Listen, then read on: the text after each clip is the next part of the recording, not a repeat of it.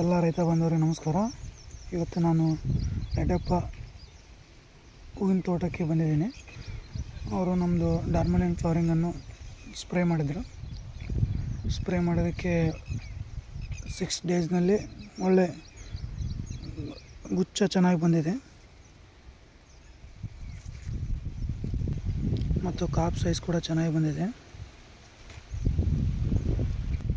ಬನ್ನಿ ಅವರ ಅನಿಸಿಕೆಯನ್ನು ಕೇಳೋಣ. ನಿಮ್ಮ ಹೆಸರಣ್ಣ? ಯಾವ್ರಣ್ಣ? ಬೆಳಗೋಡು. ಅದು ಈ ಪಾಕೆಟ್ ತಂದಿರಲ್ಲ ಅಣ್ಣ? ತಂದಿದ್ದೀವಿ ಅಣ್ಣ.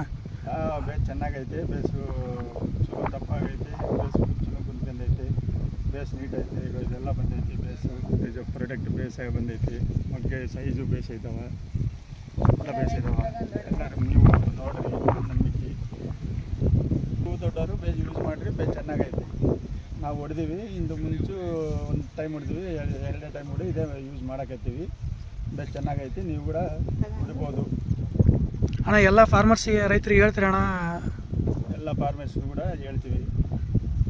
ನಮ್ಮ ತೋಟದಾಗಿದ್ದವರು, ನಂಬಿಕೆ ಮೇಲೆ ಇದ್ದವ್ರಿಗೆ, ಎಲ್ಲ ಗ್ಯಾರಂಟಿ ಇದ್ದವ್ರಿಗೆ ತಗೊಂಡು ಹೊಡಿರಿ ಅಂತ ಹೇಳ್ತೀವಿ. ಏನೇನು ಚೇಂಜಸ್ ಆಗಿದೆ ಅಣ್ಣ ನಿಮ್ಮ ಹೊಲದಲ್ಲಿ? ನಮ್ಮ ಹೊಲದಾಗ ಸಿಗರು ಬೇಸ್ ಹೆಚ್ಚು ಬೇಸ್ ಕುಂತೈತಿ. ಸ್ವಲ್ಪ ಗಿಡನೂ ಬೇಸ್ ಗ್ರೋತಿಂಗ್ ಇದಾವೆ.